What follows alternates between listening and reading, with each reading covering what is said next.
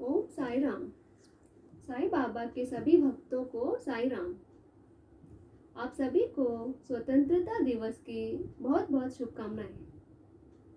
बाबा से प्रार्थना करते हैं हमारे भारत देश में सुख, शांति और भाईचारा हमेशा बना रहे। हमारा देश खूब तरक्की और उन्नति करे। वंदे मातरम। बाबा की कृपा और मार्गदर्शन से ही मैं श्री साई सच्चरित्र पढ़कर वीडियोस के द्वारा आप तक पहुंचा रही हूँ।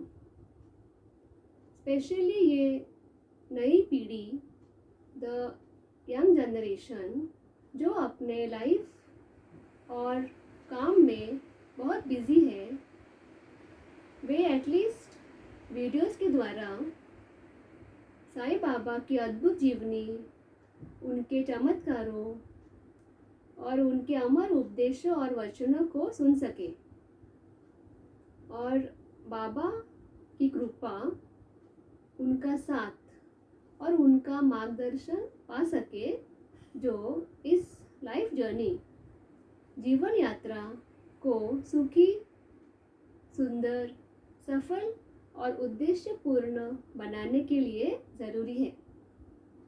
तो आप भी श्री साई सच्चरित्र पढ़िए या सुनिए, मेरे वीडियोस के द्वारा भी सुन सकते हैं। मैंने नीचे डिस्क्रिप्शन बॉक्स में श्री साई सच्चरित्र अध्यायों के लिंक्स शेयर किए हैं, तो आप भी सुनिए और बाबा से कनेक्ट हो जाइए। और प्लीज़ चैनल को लाइक और सब्सक्राइब कीजिए और शेयर कीजिए। अध्याय 28।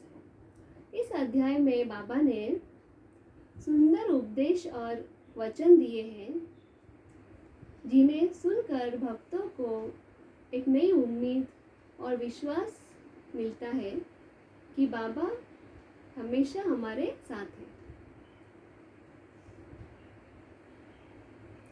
साई कृपा से ग्रंथ लेखन। जब भक्त का विश्वास दृढ़ और भक्ति पूर्ण विकसित हो जाती है, तो उसकी इच्छा भी शीघ्र ही सफल हो जाती है। जब लेखक हेमाड पंत को साई चरित्र तथा साई लीलाओं को रचने की तीव्र इच्छा हुई, तो बाबा ने तुरंत ही वह पूर्ण कर दी। जब उन्हें स्मृति पत्र इत्यादि रखने की आज्ञा हुई, तो हेमाड पंत में स्मृति, बुद्धिमत्ता, शक्ति तथा कार्य करने की क्षमता स्वयं ही आ गई और उन्हें साई सच्चरित्र की रचना कर डाली। जब भक्त पूर्ण हृदय से श्री साई बाबा की भक्ति करने लगता है, तो बाबा उसके समस्त कष्टों और दुर्भाग्यों को दूर कर स्वयं उसकी रक्षा करने लगते हैं। दामू अण्णा के रुई अनाज के सौदे। दामू अण्णा को बम्बई से उनके एक मित्र ने लिखा कि वह उनके साथ रुई का व्यापार करना चाहते हैं, जिसमें लगभग 2 लाख रुपयों का लाभ होने की आशा है। दामू अण्णा ने बतलाया कि रुई के सौदे का यह प्रस्ताव बम्बई के एक दलाल ने उनसे किया था, जो कि साझेदारी से हाथ खींचकर मुझ पर ही सारा भार छोड़ने वाला था। दलाल ने लिखा था कि सौदा अति उत्तम है और हानि की कोई आशंका नहीं है। ऐसे अवसर को हाथ से न खोना चाहिए। दामू अण्णा के मन में अनेक प्रकार के संकल्प विकल्प उठ रहे थे, परंतु स्वयं कोई निर्णय करने का साहस वे न कर सके। उन्होंने इस विषय में कुछ विचार तो अवश्य कर लिया, परंतु बाबा से परामर्श प्राप्त करने की प्रार्थना की। यह पत्र श्यामा को दूसरे ही दिन मिल गया, जिसे दोपहर के समय द्वारका माई में जाकर उन्होंने बाबा के समक्ष रख दिया। श्यामा से बाबा ने पत्र के संबंध में पूछताछ की। उत्तर में श्यामा ने कहा कि अहमदनगर के दामू अण्णा आपसे कुछ आज्ञा प्राप्त करने की प्रार्थना कर रहे हैं। बाबा ने कहा, मुझे तो ऐसा प्रतीत होता है कि वह आकाश को छूना चाहता है। उसे जो कुछ भी भगवत कृपा से प्राप्त है वह उससे संतुष्ट नहीं है।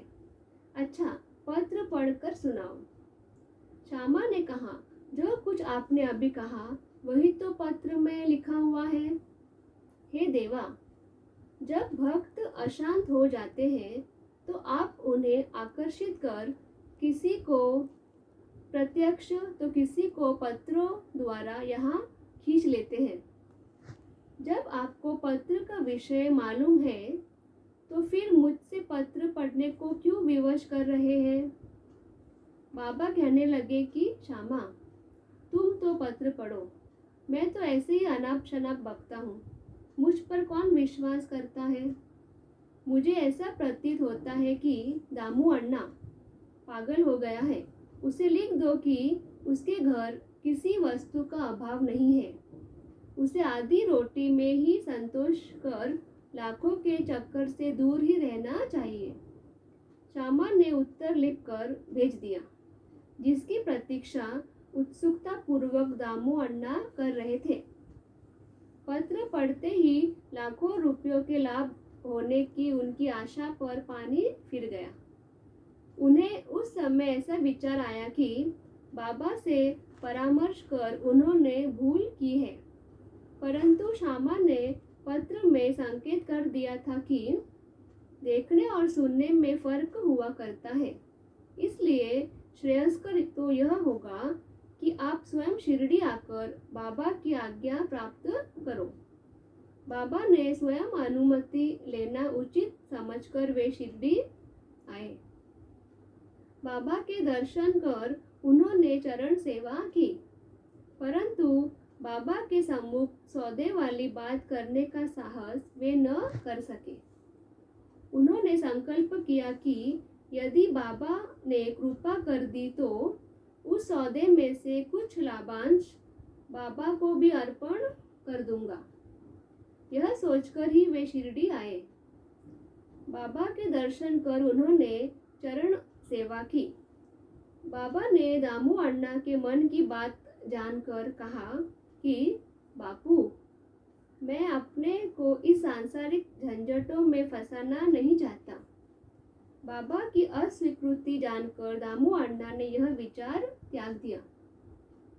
तब उन्होंने अनाज, गेहूं, चावल आदि अन्य वस्तुओं का कार्य आरंभ करने का विचार किया। बाबा ने इस विचार को भी समझकर उनसे कहा कि तुम रुपए का 5 शेर खरीदोगे और 7 शेर को बेचोगे। इसलिए उन्हें इस धंधे का भी विचार त्यागना पड़ा।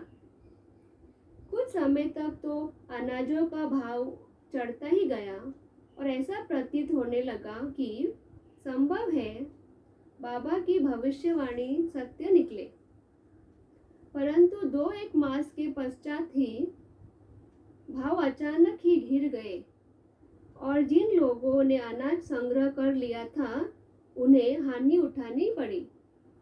पर दामू अण्णा इस विपत्ति से बच गए। यह कहना व्यर्थ न होगा कि रुई का सौदा जो कि उस दलाल ने अन्य व्यापारी की साझेदारी में किया था, उसमें उसे अधिक हानि हुई। बाबा ने उन्हें बड़ी विपत्तियों से बचा लिया है। यह देखकर दामू अण्णा का साईं चरणों में विश्वास दृढ़ हो गया और वे जीवन पर्यंत बाबा के सच्चे भक्त बने रहे। आम्र लीला। एक बार गोवा के एक मामलेदार राले ने लगभग 300 आमों का एक पार्सल श्यामा के नाम शिरडी भेजा। भक्तों में इनके वितरण का कार्य श्यामा को सौंपा गया। उनमें से बाबा ने 4 आम दामू अण्णा के लिए निकाल कर रख लिए। दामू अण्णा की 2 स्त्रियां थीं। संतानहीन थे वे। इस कारण उन्होंने अनेक ज्योतिषियों से इसका समाधान कराया और स्वयं भी ज्योतिष शास्त्र का थोड़ा सा अध्ययन कर ज्ञात कर लिया कि जन्म कुंडली में एक पाप ग्रह के स्थित होने के कारण इस जीवन में उन्हें संतान का सुख का योग नहीं है, परंतु बाबा के प्रति तो उनकी अटल श्रद्धा थी। पार्सल मिलने के 2 घंटे पश्चात दामू अण्णा पूजार्थ मस्जिद में आया।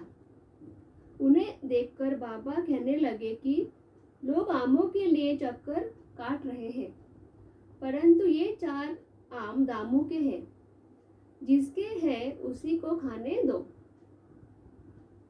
बाबा ने कहा कि वे आम तुम न खाओ, उन्हें अपनी छोटी स्त्री को खाने को दो। इन आमों के प्रभाव से उसे 4 पुत्र और 4 पुत्रियां उत्पन्न होंगी। उन्होंने वे आम ले जाकर अपनी छोटी स्त्री को दिए। धन्य है श्री साईं बाबा की लीला, जिन्होंने भाग्य विधान पलटकर उन्हें संतान सुख दिया। बाबा की स्वेच्छा से दिए वचन सत्य हुए, ज्योतिषियों के नहीं।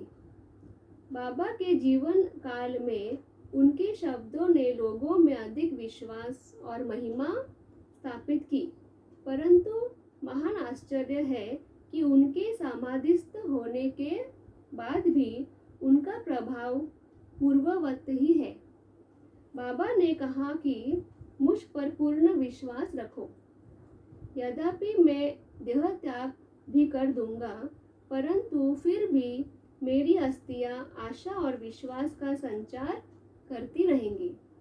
केवल मैं ही नहीं, मेरी समाधि भी वार्तालाप करेगी, चलेगी, फिरेगी और उन्हें आशा का संदेश पहुंचाती रहेगी, जो अनन्य भाव से मेरे शरणागत होंगे।